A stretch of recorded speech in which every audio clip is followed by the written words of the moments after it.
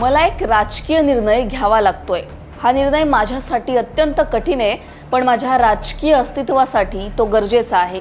मला कोणतीही राजकीय पार्श्वभूमी नाही, माझं काम हीच माझी ताकद आहे। ठाकरेंची साथ सोडताना सचिन अहिरांचा हा इमोशनल मेसेज।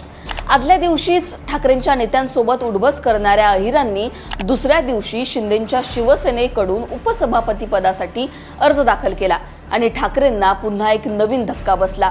6 खासदार गेल्यानंतर आता आमदारांच्या सुद्धा फोडाफोडीचा नारळ एकनाथ शिंदेंनी फोडला। पहिली सुरुवात केली सचिन अहिरांपासून। मला कोणतीही राजकीय पार्श्वभूमी नाही हे म्हणणाऱ्या सचिन अहिरांची राजकीय कारकीर्द नेमकी काय, त्यांची मुंबईतील ताकद आणि ठाकरेंसाठी अहिर किती महत्त्वाचे होते, हेच या व्हिडिओतून जाणून घेण्याचा प्रयत्न करूयात। नमस्कार, मी पूजा, तुम्ही पाहताय लोकमत। उद्धव ठाकरेंच्या शिवसेनेचे विधान परिषदेमध्ये 5 आमदार आहेत। आदित्य ठाकरे ज्या वरळीचे आमदार आहेत त्याच भागात सचिन अहिर आणि सुनील शिंदे हे उद्धव ठाकरेंच्या सेनेचे विधान परिषद सदस्य आहेत। लालबाग, परळ, वरळी हा ठाकरेंच्या शिवसेनेचा बालेकिल्ला। याच बालेकिल्ल्याला सुरंग लावायची सुरुवात एकनाथ शिंदेंनी सचिन अहिरांपासून केली। 2024च्या विधानसभा निवडणुकीत आदित्य ठाकरेंना निवडून आणण्यात सचिन अहिरांची मोठी ताकद होती। याच मतदारसंघातून अहिर 2009ला निवडून आले होते। आदित्य ठाकरेंसाठी त्यांनी हा मतदारसंघ सोडल्याचं बोललं जातं। आदित्य ठाकरेंना जिंकून आणण्यासाठी सचिन अहिरांनी सगळी ताकद एक केली होती। मुंबईचा डॉन अरुण गवळी सचिन अहिरांचा मामा। सचिन अहिर हे अरुण गवळी यांची बहीण आशालता यांचे पुत्र। 1993ला राष्ट्रीय मिल कामगार संघापासून अहिरांनी आपल्या कारकिर्दीची सुरुवात केली। या संघटनेच्या अध्यक्षपदी पुढे त्यांची निवड झाली। त्यानंतर महाराष्ट्र राज्य कामगार संघाचं नेतृत्व त्यांनी केलं।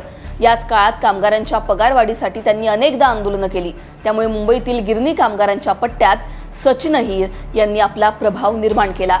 1999 ते 2019 या काळात सचिन अहिर हे राष्ट्रवादी काँग्रेसमध्ये होते। 1999 आणि 2004 सलग 2 टर्म त्यांनी राष्ट्रवादी काँग्रेसकडून शिवडी मतदारसंघाचं प्रतिनिधित्व केलं।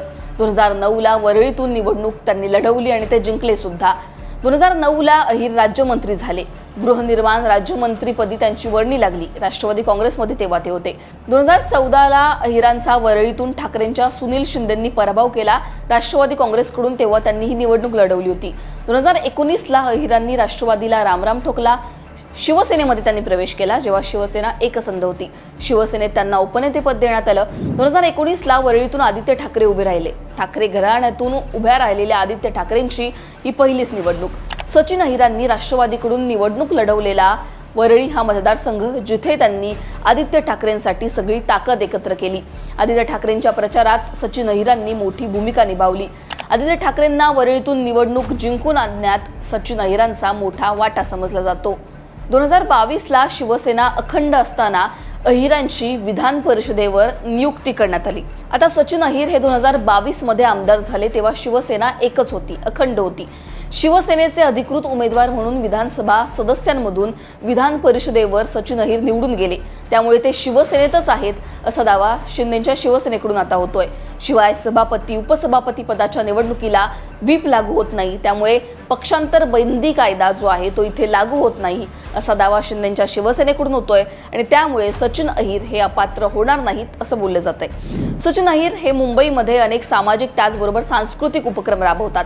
संकल्प प्रतिष्ठान ही संस्था पत्नीच्या मदतीने ते चालवतात।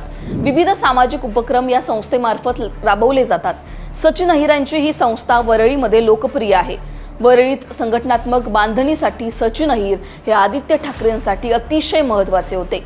सचिन अहिरांच्या जाण्यानं आपली ताकद कमी होणार नाही किंवा आपल्याला फरक पडणार नाही असं जरी आता आदित्य ठाकरे स्वतः बोलत असले, ठाकरेंची शिवसेना बोलत असली, तरी सचिन अहिरांच्या जाण्यानं ठाकरेंच्या शिवसेनेला मोठा धक्का बसणार आहे हे मात्र नक्की आहे।